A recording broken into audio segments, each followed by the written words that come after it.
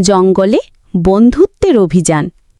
একদিন দুই বন্ধু রনি ও ইমরান আর তাদের দুই বান্ধবী সুমনা ও রুবি মিলে ঠিক করল তারা ঘুরতে যাবে এক গভীর জঙ্গলে। তারা চারজনই প্রকৃতিকে খুব ভালোবাসত আর সবসময় স্বপ্ন দেখত বন্য প্রাণীদের সঙ্গে দেখা করার।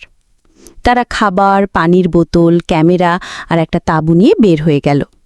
জঙ্গলে ঢুকতেই শুরু হলো এক রহস্যময় অনুভব। পাখির ডাকে মন ভরে গেল। হঠাৎ সামনে এসে দাঁড়ালো একটা হরিণ। সে ভয়ে পালিয়ে যায়নি, বরং ধীরে ধীরে এগিয়ে এসে রনির হাত থেকে ফল খেল। তারপর দেখা মিলল এক বাঘের।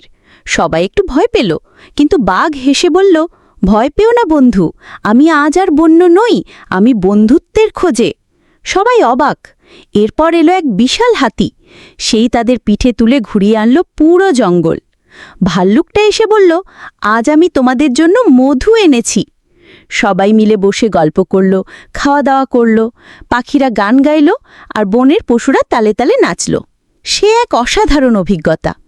শেষে তারা বলল, মানুষ আর প্রাণী যদি ভালোবাসায় এক হয়, তবে পৃথিবীটা আরও সুন্দর হয়ে উঠবে।